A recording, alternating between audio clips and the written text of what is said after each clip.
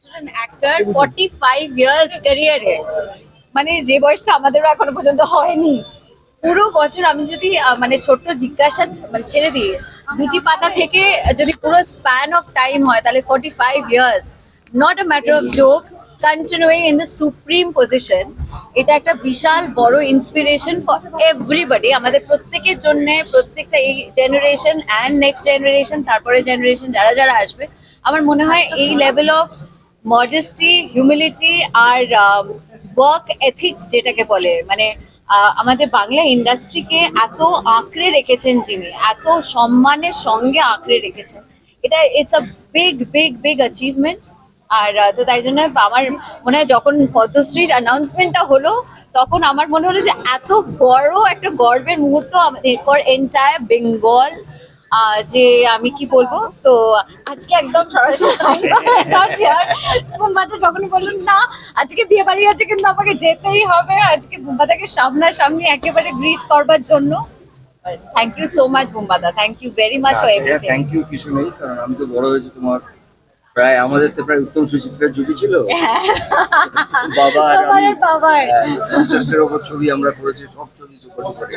ওই মানুষগুলো ছোঁয়া পেয়েছি, আশীর্বাদ পেয়েছি, কাছ থেকে পেয়েছি, শিখেছি, তাই জন্য আমরা ওই দাঁতে দাঁত চেপে শুধু বাংলা সিনেমাটাই করেছি।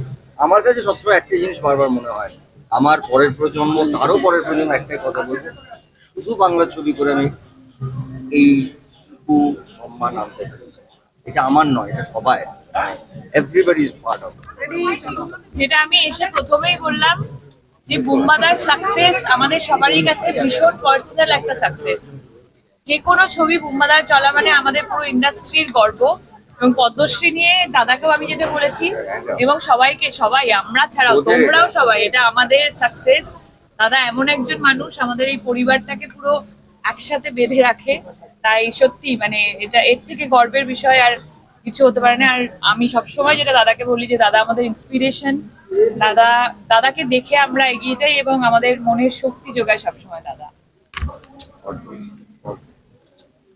শুভশ্রীদি, কাকাবাবু মানেই তো একটা নস্টালজিয়া, ছোটবেলায় ফিরে যাওয়া। তারপর যখন এই পদ্মশ্রী কাকাবাবু রিলিজের পরপরই সেটা একটা অ্যাড অন আনন্দ, তাই তো? এটা মানে এটা বলে বোঝাতে পারবো না যে কি আনন্দ। আর যেদিনকে এটা অ্যানাউন্সমেন্ট হয়েছে সেদিনকে one of the best day ছিল ছবিটার জন্য।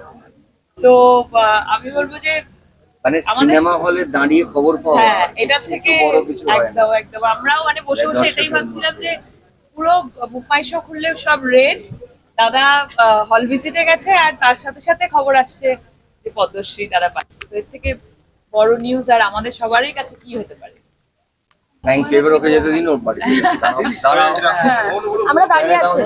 জায়গা নেই। দাদা, কে দিয়েছে? একটা just আচ্ছা। mic